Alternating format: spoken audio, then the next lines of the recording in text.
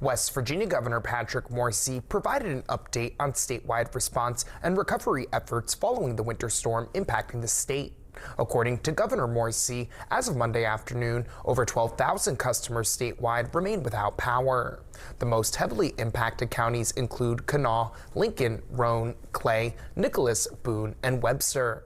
Morrisey also talked about snow totals being lower than initially forecasted in some parts of the state, but freezing rain has caused significant icing, which has caused difficult traveling conditions.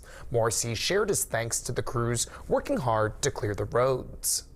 The folks that are working so diligently out there clearing the roads for all of our citizens, putting our mix of salt, our beet juice and brine together, which our transportation folks tell us is very, very effective. We know the conditions across the state remain hazardous, and I want all West Virginians to do everything they can to stay safe. Morrisey says an extreme cold watch is in effect for much of West Virginia, and prolonged below freezing temperatures may worsen impacts and slow recovery efforts.